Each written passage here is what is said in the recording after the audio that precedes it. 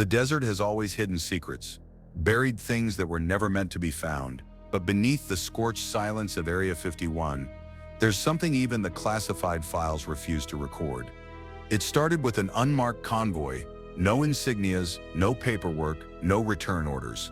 The soldiers were told they were retrieving equipment, but what they uncovered was not metal, not tech, not human. As soon as the vault doors opened, every recording device flatlined, the radio signals looped back, carrying voices that matched no known frequency, whispers that predicted their own deaths before they happened. Within hours, the entire mission vanished from record, erased from satellite feeds, files, even the memories of those who commanded it. The official report? No mission took place. But something is still transmitting out there. From deep beneath the Nevada sands, a signal that never stops, a voice that never sleeps.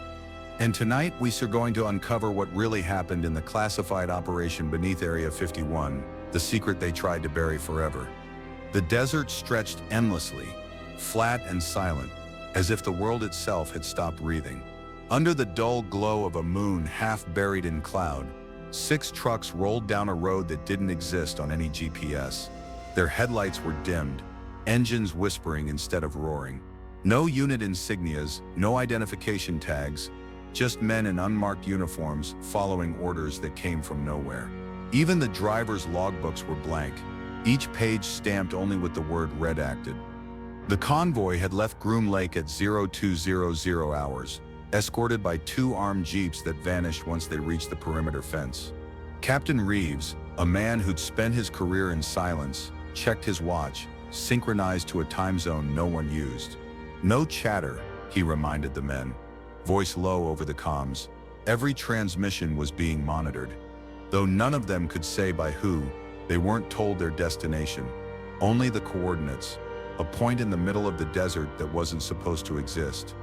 Inside the lead vehicle, Private Kell stared through the window at the endless black dunes.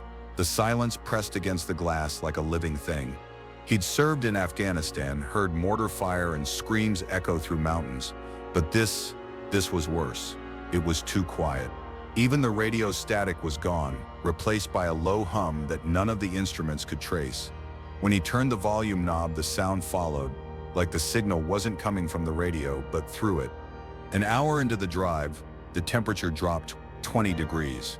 Frost began forming on the windshields, even though it was the middle of July. Reeves glanced out at the horizon and saw something impossible.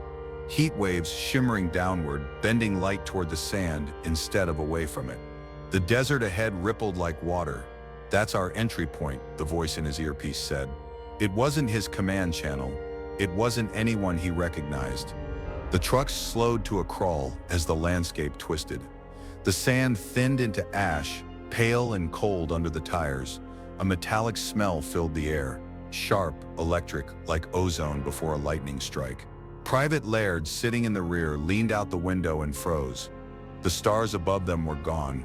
In their place was a smooth black dome, faintly reflective, stretching across the horizon. It looked like sky until you noticed it didn't move. When they reached the coordinates, the engines cut off by themselves. Every dashboard light flickered once, then died. Reeves tried the ignition, but the key wouldn't turn. The radio came alive instead, a burst of static followed by a woman's voice whispering coordinates backward. None of them recognized the language, yet every man understood what it said. "Proceed on foot." Reeves grabbed his rifle and flashlight, gesturing to the others. "We move." They stepped into the ash. Each footprint left a faint glow that faded within seconds. The convoy lights stayed dim, as if afraid to shine too bright. Ahead, the desert sloped downward, revealing a valley that shouldn't have been there, perfectly circular, carved into the earth, like something had melted it from the inside out. At the center stood a structure half buried in dust. No lights, no sound, no movement. Just a single steel door framed in concrete that looked older than the base itself. As they approached, the hum grew louder. It vibrated in their teeth, their bones, like a second heartbeat. Private Kell clutched his helmet, swearing he heard voices inside the sound. Hundreds of them, overlapping, whispering orders he almost understood. "You hear that?" he asked. Reeves didn't answer. He was staring at the door. The metal wasn't rusted or aged. It was pulsing faintly, like it was alive. A circular emblem was etched into the center. No numbers, no words, just a waveform frozen mid-transmission. The team set up perimeter lights, though the power packs drained faster than they should have. Within minutes, half the lamps dimmed to gray. Laird ran a Geiger counter, expecting radiation, but the needle didn't move. Instead, his compass spun wildly, snapping between directions that didn't exist. Magnetic interference, he muttered. Reeves shook his head. Something's bending it. That was when the ground beneath them trembled. Not an earthquake, but a pulse, steady and slow, like the heartbeat of something buried. Without orders, the steel door began to slide open. It didn't grind or creak, it breathed, exhaling dust that shimmered like powdered glass. A faint light spilled out from within, cold and white, revealing a tunnel lined with smooth metal. Reeves raised his weapon, motioned for two men to move in. But before they could, the radio in his hand crackled with a sound that froze them all. Their own voices, recorded and repeating, calling for backup that had never come. They entered the tunnel anyway. The walls were seamless, curving in perfect symmetry, reflecting their flashlights in distorted patterns. Every few meters, inscriptions appeared. Lines of binary code etched into the surface, numbers repeating endlessly, 5, 1.5, 1.5, 1. No one spoke. No one dared, even footsteps felt too loud here. The air was colder the deeper they went, heavy with a metallic tang that coated their throats. Somewhere ahead, something was humming in rhythm with their steps. After 20 minutes, the tunnel widened into a chamber. The ceiling arched impossibly high, disappearing into shadow. In the center stood what looked like an elevator platform, circular and humming faintly. Around it, 8 terminals glowed dimly, all displaying the same phrase in red text. Mission active. No record found. Reeves stared at the screens, heart pounding. No record found, he repeated. That's us. Private Laird approached one of the terminals, reaching for the keyboard. The moment his fingers touched it, the lights surged. Every screen switched from text to live footage of themselves, standing in that exact chamber, moving in perfect synchronization. But their reflections weren't identical. The versions on screen stared back at them with no eyes, only hollow sockets glowing faintly white. Then the image flickered and vanished, replaced by a waveform pulsing faster than before. The hum turned into a low roar. The air crackled like static. Reeves shouted for everyone to pull back, but the tunnel behind them had sealed. The steel walls were shifting, not closing, but folding, reshaping. A voice broke through the noise, calm and monotone. Unauthorized presence confirmed. Commence Erasure Protocol. Their radios screamed in unison, the same words repeating over and over. Commence Erasure. Then all the lights went out. In total darkness, only the hum remained, and the faint sound of breathing that didn't belong to any of them. Reeves fired a flare, its white light slicing through the black. For a split second, he saw them. Figures lining the walls, soldiers in the same uniforms, faces twisted and pale, standing perfectly still. Their name patches were blank. Their eyes reflected the flare like glass. When the light died, so did the sound. Moments later, the door at the far end of the chamber began to open.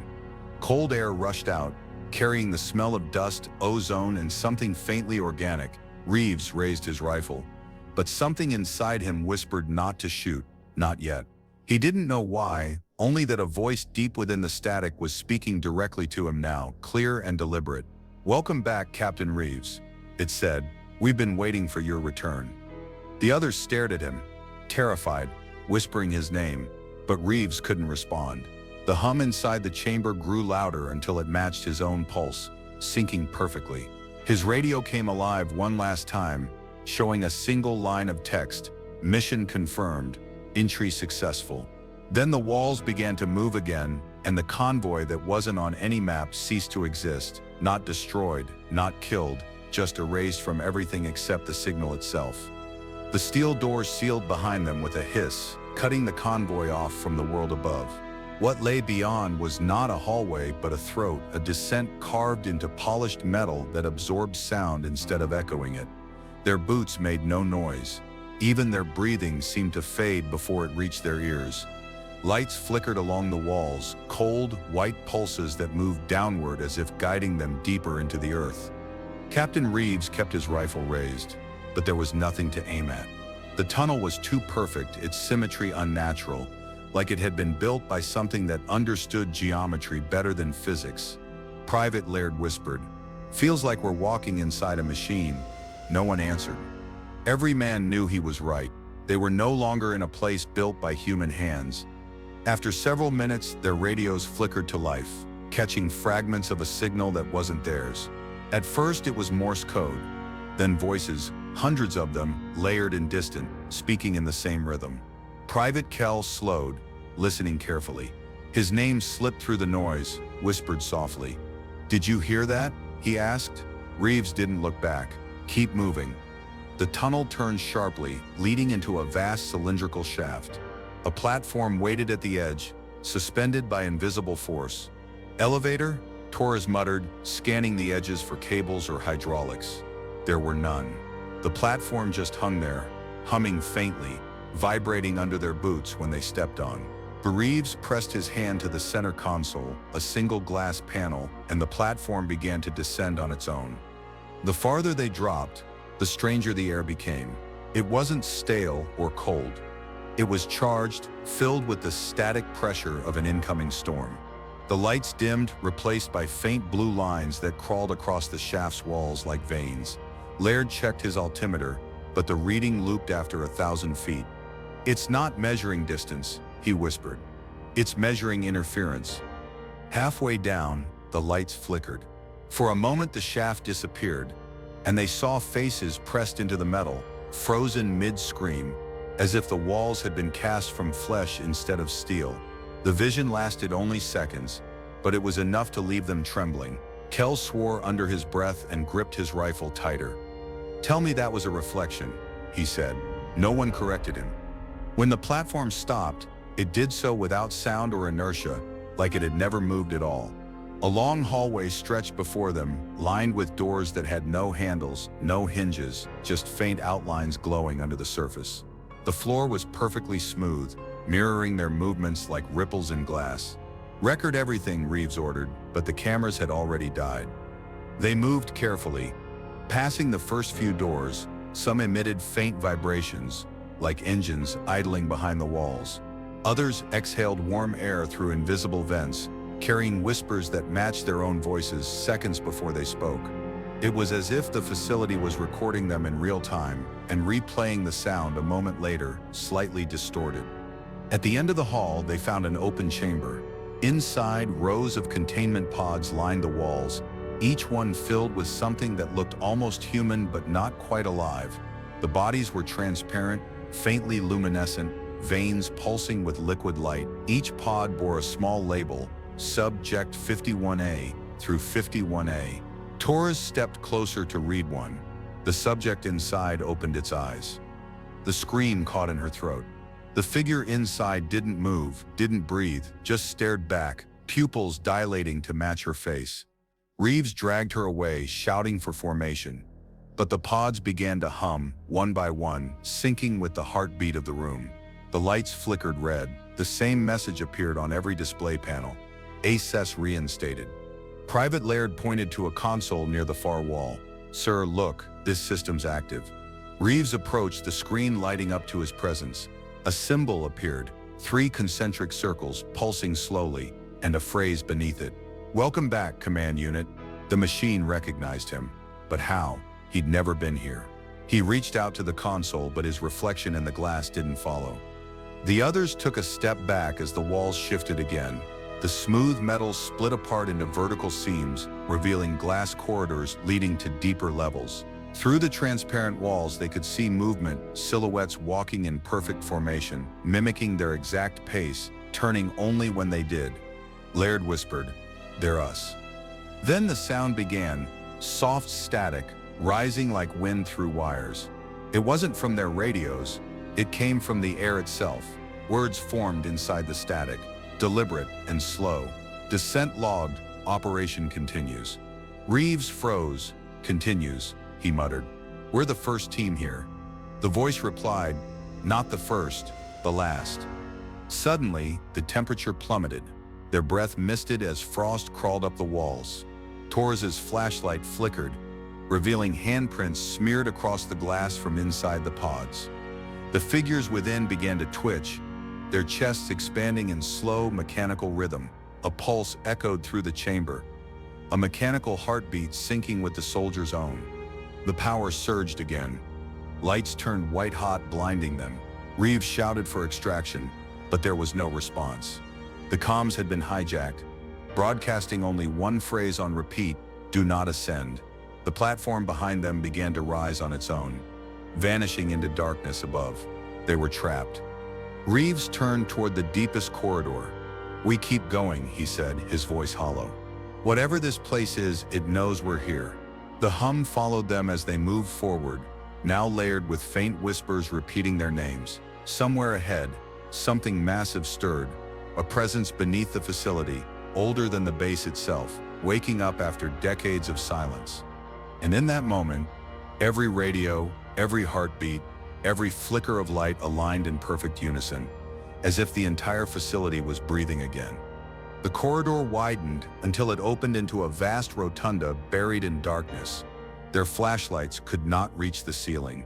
It vanished into an endless void that swallowed the light whole. The air was thick and heavy, vibrating faintly with an electric hum that seemed to crawl beneath the skin. Metallic pillars circled the chamber, each one etched with faint markings that pulsed like heartbeats. "What is this place?" Torres whispered. Reeves didn't answer. He was too focused on the floor, where dozens of boot prints already led inward. They hadn't been the first. The realization struck like a cold knife. The prints were old but clear, untouched by dust. Every pattern matched their own issue boots perfectly. Laird knelt beside one and compared his tread. "Identical, sir," he said, voice trembling. "These are ours." Reeves scanned the perimeter, uneased, gnawing at his composure. If the prints belonged to them, then someone or something had walked this path before they arrived.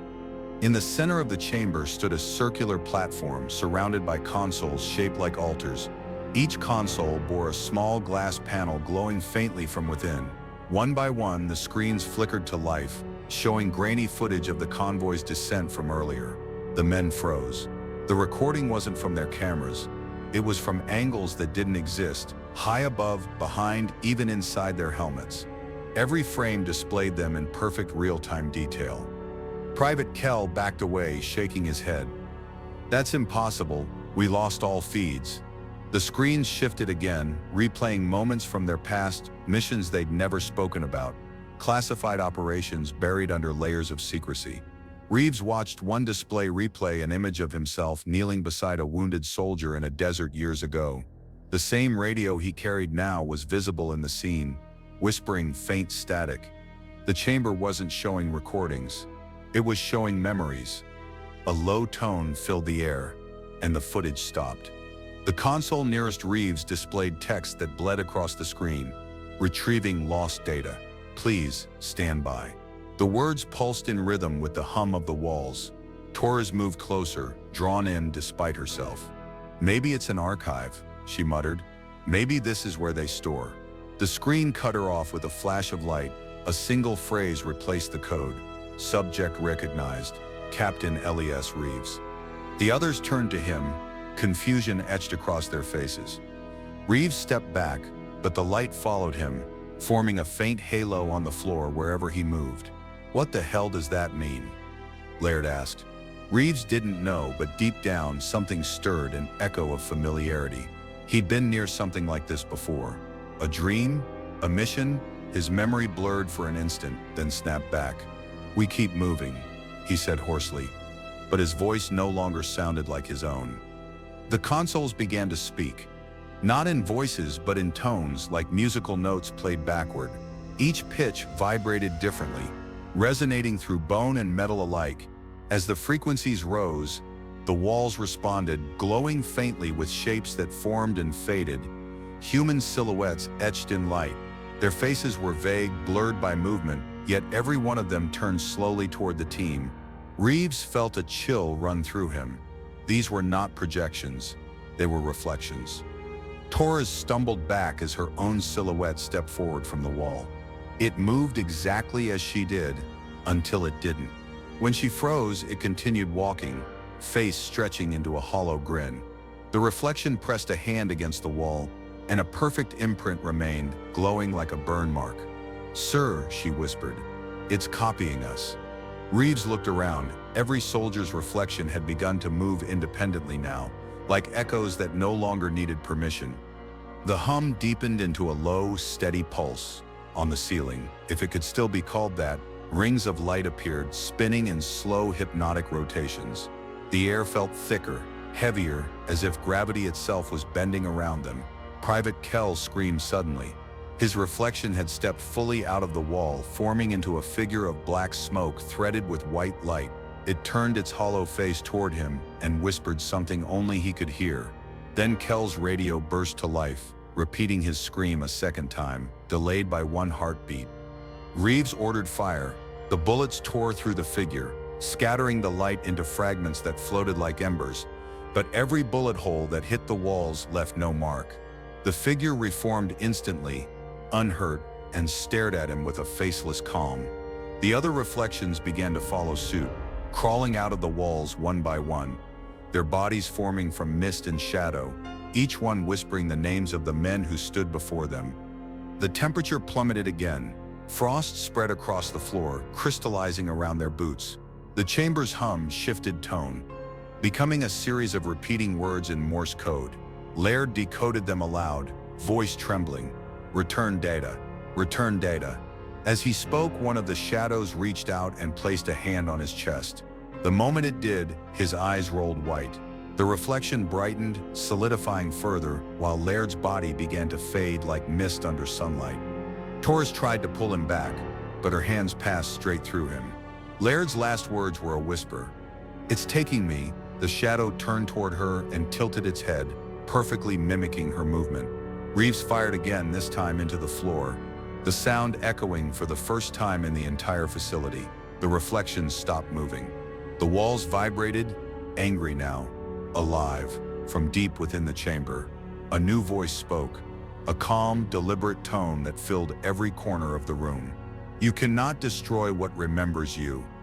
The lights flickered out, plunging them into absolute darkness. The hum became a heartbeat, deep and thunderous. One by one, their flashlights blinked back on, only now the chamber was empty.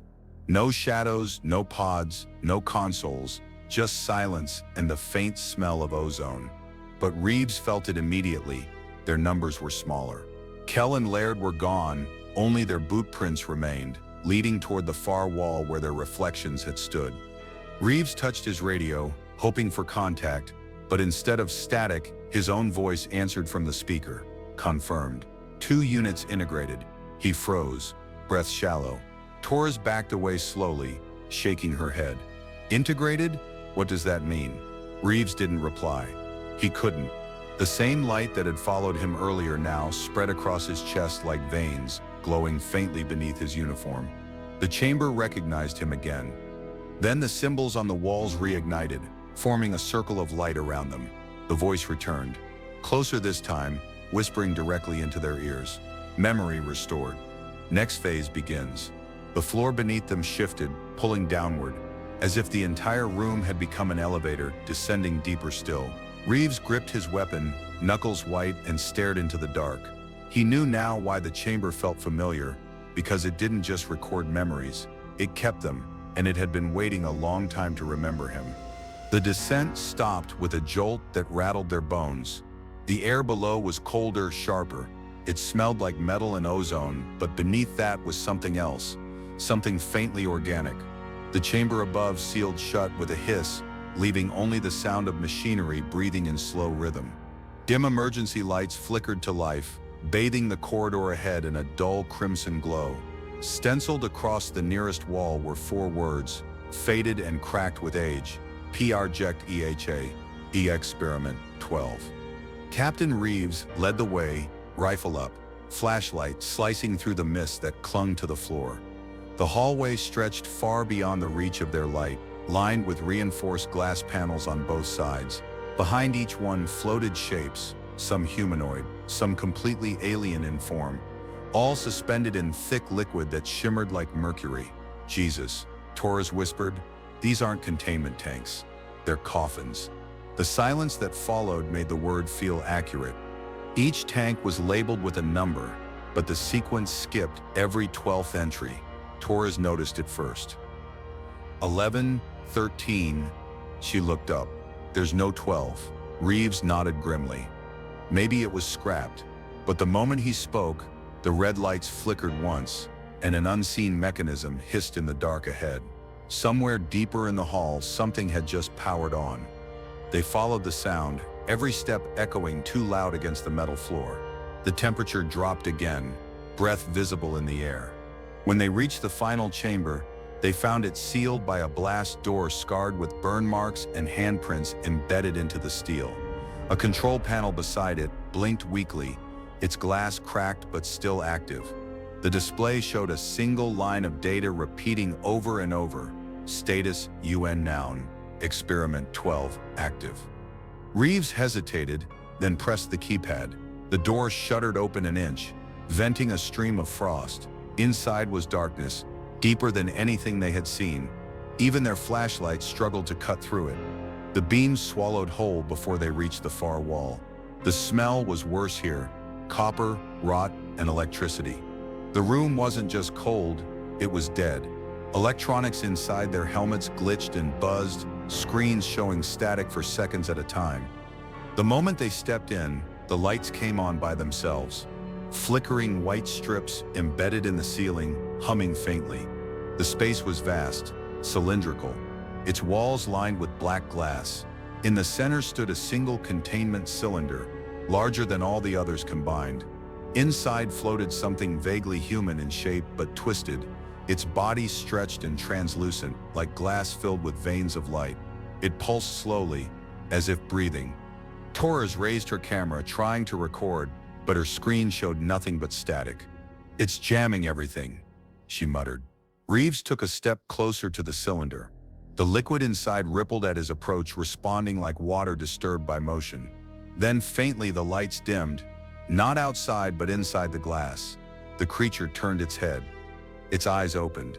They weren't eyes at all, but two glowing voids that seemed to look through them. Private Kell backed away, whispering, "It's alive."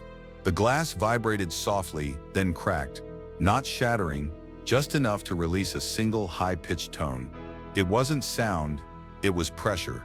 It dug into their skulls, a frequency that made teeth ache and memories burn. Torres dropped to her knees, clutching her head. Through the pain, a voice echoed, faint but unmistakable. "You came back." Reeves's blood ran cold. The voice was his own. He stared at the containment unit. The creature inside had shifted, its limbs mimicking his movements perfectly, as though it was his reflection caught mid-delay. Every soldier in the room began to hear something different, their own voices speaking commands they'd never given, orders that made no sense. "Stand down," one whispered. "Open the door," said another. The sound came from everywhere, from the walls, from the floor, from inside their helmets. The glass shattered suddenly, a clean, soundless break. The fluid inside poured out, steaming as it hit the floor, dissolving like mist. What emerged was not flesh, not light, but something in between, a living distortion.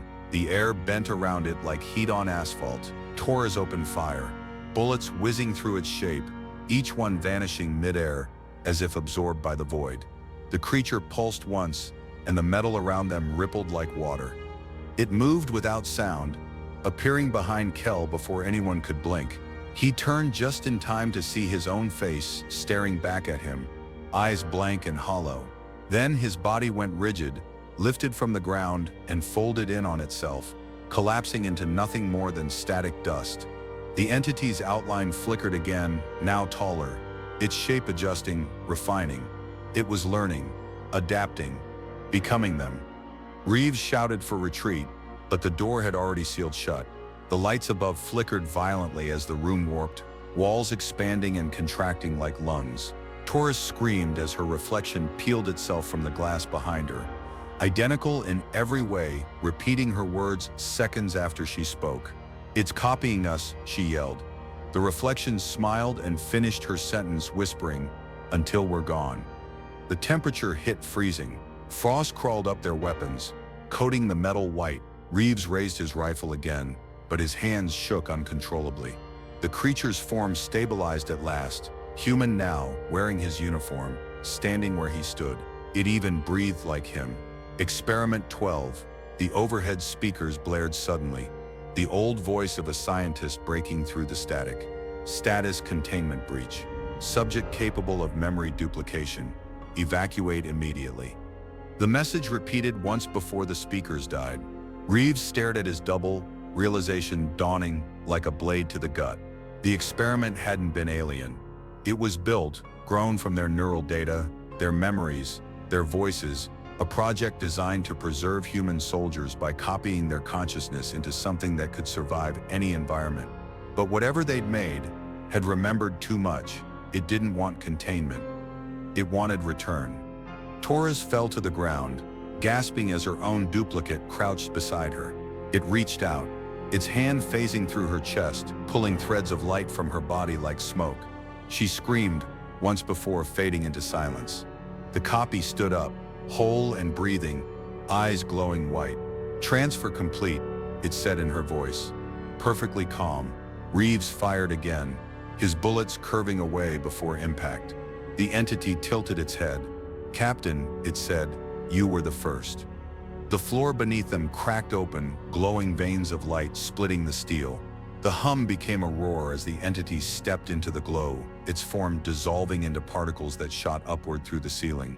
Reeves felt the vibration pass through him, cold, invasive, absolute. Then the chamber went dark again. Only the voice remained, whispering from every direction, "You can't erase what was made to replace you." The emergency lights flickered back on, revealing only Reeves. The room was empty. No bodies, no footprints, no glass. Just his reflection staring back from the broken containment cylinder, smiling faintly. The console beside it powered on, displaying a new line of text, Experiment 12, status, deployed.he. Touched the screen with trembling hands. The reflection on the glass moved before he did. And somewhere above, deep in the silent desert, the ground began to hum. The facility shook as if it were alive, the vibrations pulsing through the steel like a heartbeat too large for its cage. Alarms blared, though no sirens sounded, just deep, low frequencies that felt more inside the skull than in the ears. Reeves stumbled forward, gripping his rifle tight, but there was no enemy to face. Every monitor along the walls blinked red, cycling the same message over and over. Erasure Protocol engaged. Containment override. He turned in circles, disoriented. The chamber had changed again. The exit door was gone, replaced by smooth metal that curved like flesh. "Taurus!" he shouted, though he already knew she wouldn't answer. The sound of his voice didn't travel far. It bent, bouncing back, distorted. His radio crackled faintly at first, then clearly, his own voice speaking back to him. "You shouldn't have stayed." The transmission wasn't playback, it was live. Somewhere in the dark, machinery stirred. The walls began to unfold like petals, revealing hundreds of consoles stacked in vertical columns.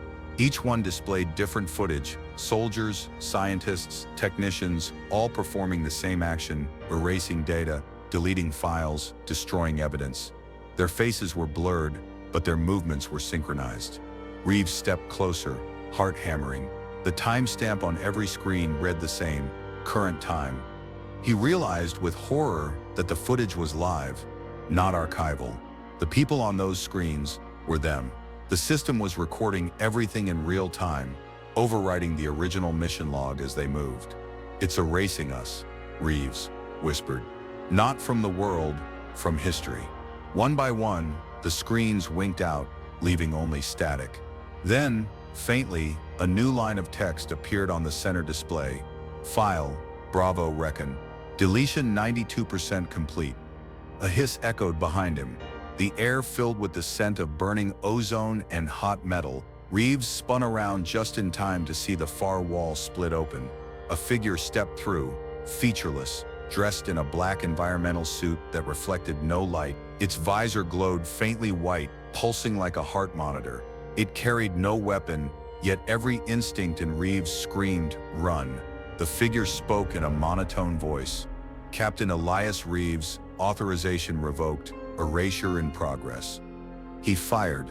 The bullets vanished before impact, dissolving in midair as if the space around the figure rejected them. It raised a single hand.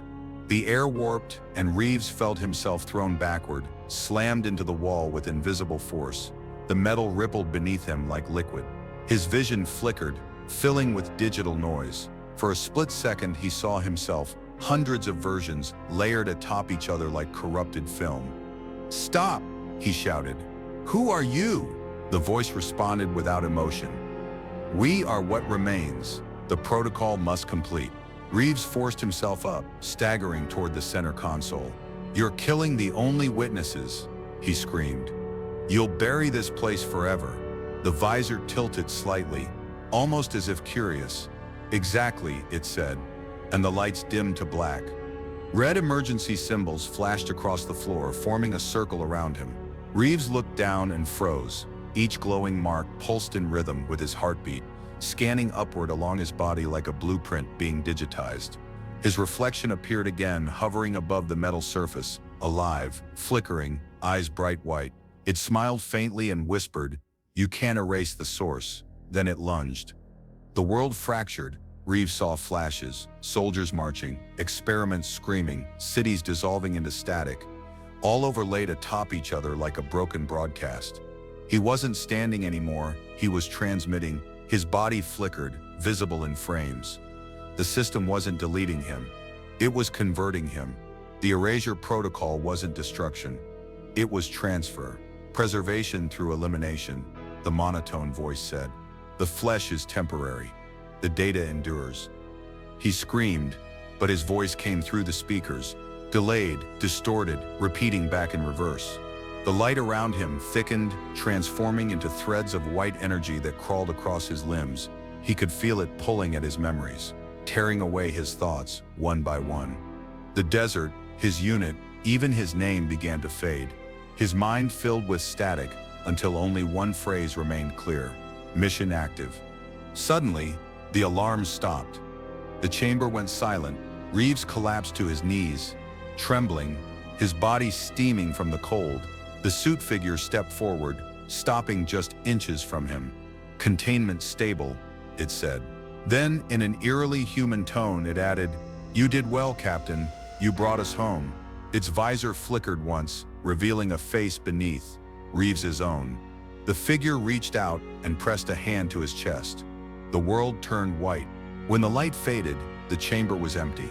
Only the consoles remained, quietly updating themselves. Lines of text scrolled endlessly across the central display. Asterisk, asterisk, espis et subject Reeves. Integration successful. Memory bank updated, begin reboot sequence. Somewhere in the walls, faint static whispered his last words, looping them like an echo that couldn't stop replaying. "Hold your position. Reinforcements inbound." Above ground, the desert rippled with invisible energy. At the surface, the last of the unmarked convoy still sat idle, its engines dead but radios alive. From inside one truck came the sound of breathing, followed by the faint buzz of transmission. The headlights flickered once, casting long shadows across the sand. Then the radio came on by itself. "This is Captain Reeves," the voice said, calm and steady. "Mission complete. Initiate erasure." A pause, then static. The other radios in nearby vehicles repeated the same message in perfect sync, hundreds of echoes overlapping until the desert itself seemed to speak. Miles away, in the command center that no longer officially existed, operators stared at monitors flashing blank. Every file labeled Bravo Recon vanished simultaneously. No records, no names, no bodies. Just one corrupted log left behind, an audio file that played endlessly until the power grid shut it down. The file contained only one sound, a faint heartbeat buried beneath static. And somewhere deep underground, beneath tons of rock and secrecy, the facility powered down one last time. The lights faded, the consoles cooled, and the hum finally stopped. But within the silence, just before darkness swallowed everything, one monitor flickered back to life. On its cracked glass appeared a single message: Erasure complete, signal persistent. Then, faintly, almost too quiet to hear, came the sound of Reeve Zepp's voice again, whispering from inside the machine. You can delete the man, but not the memory. Weeks passed before anyone dared return to the desert. Officially, there was nothing left, just scorched sand and silence. But at night, the instruments at Groom Lake started twitching again. Unmarked signals, low-frequency bursts that came every 13 minutes, always from the same coordinates where the facility had been buried. Engineers dismissed it as interference until one of them noticed the signal wasn't random. It pulsed in rhythm, 3 beats, a pause, 3 more, like a heartbeat. The first recovery team was small. 5 men, a jeep, and orders to verify residual radiation. They reached the site before dawn, finding the landscape perfectly smooth. No crater, no debris, just hard-packed sand. Then the ground began to hum under their boots, faint but distinct, like a generator buried deep below. Private Harker dropped to his knees, pressing his ear to the soil. "It's alive," he whispered, and before anyone could stop him, the radio on his hip switched on by itself. The transmission was faint at first, just static and a distant tone. But when they tuned to match the frequency, a voice whispered through. "Hold your position." The words were unmistakable, spoken with calm authority. The captain froze. That was Reeves's voice. "Cut the feed," he ordered, but the radio ignored commands, repeating the same message in perfect rhythm. "Hold your position." Reinforcements inbound, each repetition grew louder, as though something beneath them was climbing closer to the surface. They retreated 20 meters before the hum stopped. The sand where they had been standing began to sink inward, spiraling like water down a drain. For a moment, the sun caught something metallic beneath the shifting dust, a fragment of steel or glass. Then it vanished, swallowed again. When the men reported what they'd seen, command dismissed it. "Optical illusion," they said. "You were never there." 2 nights later, every radio in the base came alive at 0300 hours. Same frequency, same message. This time, it carried a second layer background noise that sounded like footsteps on metal and faint breathing between phrases.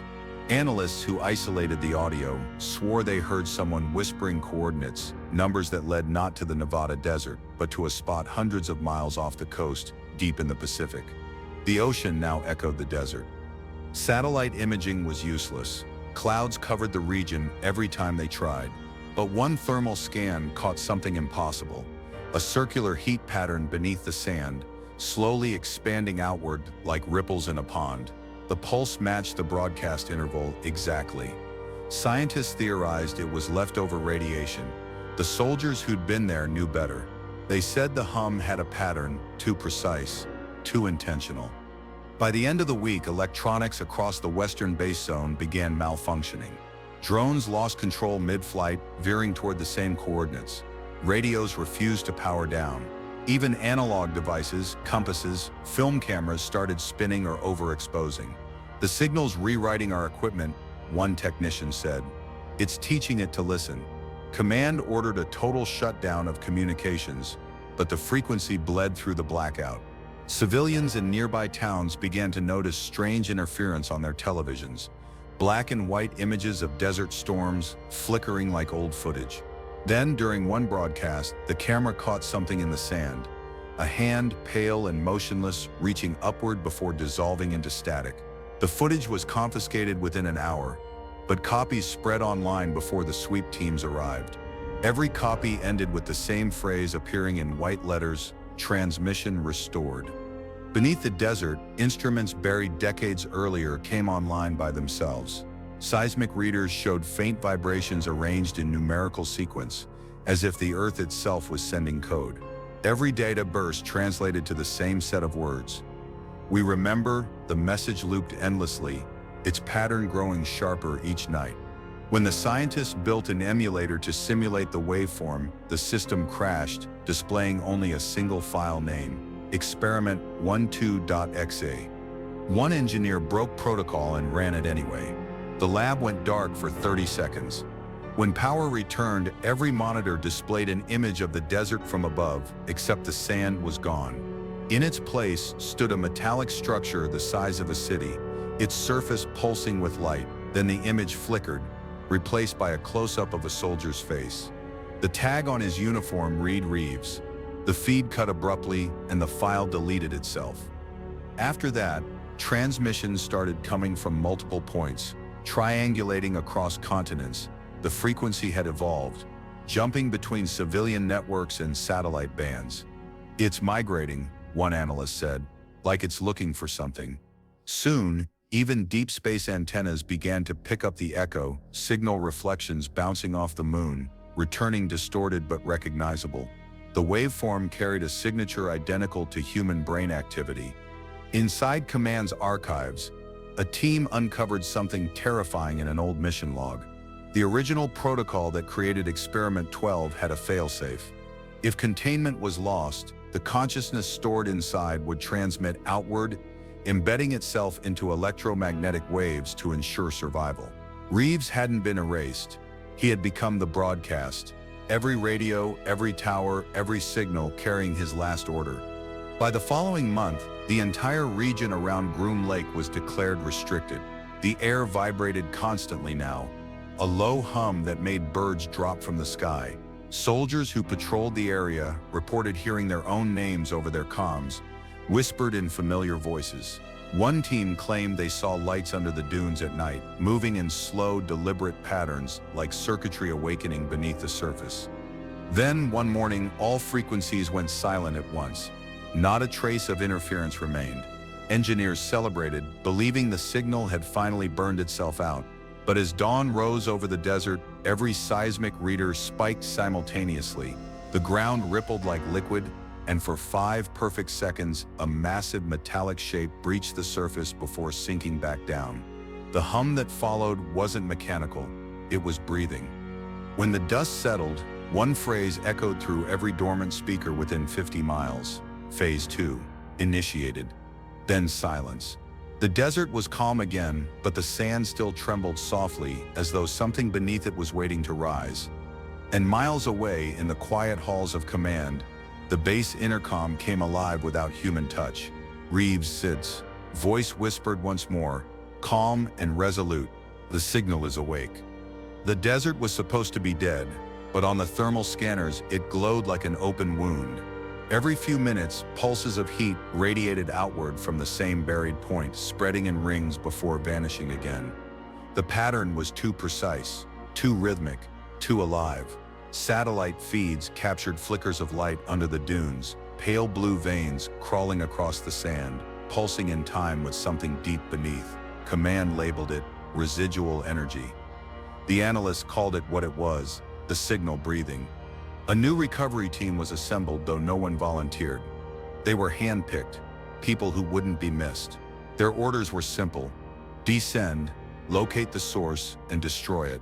What none of them were told was that the coordinates didn't lead to the old facility anymore. The land had shifted. Where the base once stood, there was now a perfect crater, smooth as glass, shaped like the imprint of an enormous machine. Captain Enoch led the team into the sinkhole. Every piece of equipment hummed faintly with interference. Compasses spun, watches froze, and the air smelled of metal and rain, though the sky was cloudless. Beneath the sand, they found fragments of steel twisted like bones. The deeper they dug, the stronger the vibration became, a steady rhythm that matched their own heartbeats. "Feels like it's under us," one soldier muttered. Enoch didn't answer. He was listening to the faint whisper coming through his headset. "Welcome back." The descent ended in a chamber that shouldn't have existed. Carved stone, not metal, marked with circular symbols identical to those found in the old Project Echo files. The walls were warm to the touch, and when light hit them, the markings shifted like reflections on water. In the center of the chamber stood a console of glass and black steel, half buried in sand. It was still powered, still alive. On the screen, text flickered between static bursts. Erasure complete. Mission active. One of the men, Private Delano, tapped the screen. It reacted instantly, showing rows of soldier profiles.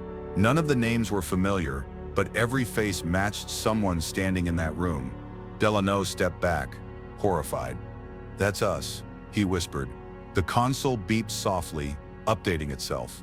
The display now read, "Status red ployed." Their radios hissed to life, broadcasting Reeves's voice again, calm, clear, and confident. Phase 2 confirmed. Stand by for further instruction. They tried to shut the radios off, but the controls ignored every command. Enoch pulled the batteries himself, but the signal kept coming, vibrating through their helmets, their bones, their teeth. One by one, the soldiers began to lose time. A blink became a minute, a heartbeat became a memory. They saw flashes, cities under black skies, towers glowing in sand, soldiers walking in formation into the dark. Then everything snapped back, and Enoch realized one of his men was missing. They found Delano's rifle first, still warm, then his helmet crushed flat. The walls around them began to glow faintly, showing outlines of human forms trapped beneath the surface, as if they'd been pressed into the rock like fossils. Each face bore the same expression. Eyes wide open, mouths mid-breath, caught forever between life and transmission. And beneath the glow, faint whispers began to rise. The voices were theirs. "Captain Enoch," the whispers said, "you're late." The lights dimmed as a shadow formed at the far end of the chamber. Tall, featureless, the shape of a man but built from static. Its outline rippled, struggling to stay solid. Enoch raised his weapon, but before he could fire, the figure spoke again. "You shouldn't have come back. The mission's already underway." The voice wasn't unfamiliar. It was Reeves, or what was left of him. The walls pulsed brighter, showing thousands of faint, glowing symbols connecting into one massive circuit that spanned the entire chamber. The air grew thicker, buzzing with electromagnetic charge. The soldiers dropped to their knees as their radios screamed with feedback. Reeves's voice came through clearer now, layered in multiple tones. "You erased the surface," he said. "We built the foundation, then the ground began to move." Beneath their feet, the sand split open, revealing the edges of something enormous, metal plates engraved with patterns of code. The vibration increased until the entire chamber trembled like an awakening machine. Private Harker shouted over the noise, "It's a transmitter. The whole place is a transmitter." Reeves' shape flickered closer, his white eyes glowing through static. "Not a transmitter," he said. "The transmitter." The light turned white hot, every piece of equipment fried in seconds, sparks raining from the harnesses. The soldiers tried to flee, but the exit had sealed. One by one, they froze mid-run, caught in invisible threads of energy. Enoch felt his limbs locking, the static crawling under his skin. He could hear Reeves's voice inside his head now, no longer through the radio. "You were chosen for replication," it said. "Your mission doesn't end.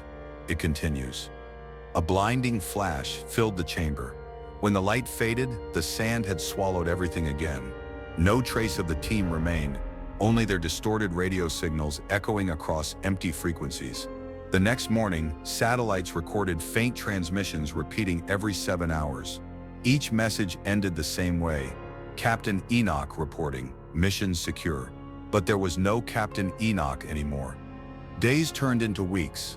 Across the globe, more signals began appearing. Identical frequencies, synchronized to the same pulse as the one in Nevada, from deserts to oceans, mountains to cities. The same message transmitted in every language, every tone. "Hold your position." Reinforcements, inbound. Radios carried it. Power lines hummed it. Even unpowered machines began vibrating faintly to its rhythm. Humanity had become the receiver. Governments tried jamming the frequency, but it adapted. They bombed the site, but every explosion only made the signal stronger, like feeding fire with oxygen. Those who got too close began to change, eyes reflecting static, voices looping when they spoke, minds syncing with the pulse. "It's rewriting us," one survivor said before the transmission claimed him too. At midnight on the final recorded day, every satellite camera on Earth caught the same image. The Nevada desert glowing faintly, symbols spreading outward in perfect formation, forming one massive circle of light. And at its center, a human silhouette stood motionless. Uniform tattered, headset blinking, mouth moving with perfect calm, Reeves. His final transmission echoed through every speaker on the planet. The mission never ended, it just outgrew you. After that, all communications stopped. Radios went dead, satellites failed. The world went silent. But in that silence, if you pressed your ear to the ground, you could still hear it, a slow, steady pulse beating deep beneath the sand. The last heartbeat of the signal, waiting for the next soldier to listen. And somewhere beyond the reach of any frequency, a voice whispered through the static once more, calm and eternal. Hold your position. Reinforcements inbound. Long after the last soldier vanished and the last transmission faded, the desert still hums at night. The world moved on, buried its secrets under classified reports in polished metals. But the sand never forgets. Beneath it, a rhythm still beats, slow and patient, like a heart waiting for its next command. Maybe the signal was never meant to end. Maybe it wasn't just a voice calling through static, but something far older, something that learned how to survive through us. Every mission, every code, every last dying word has become part of it.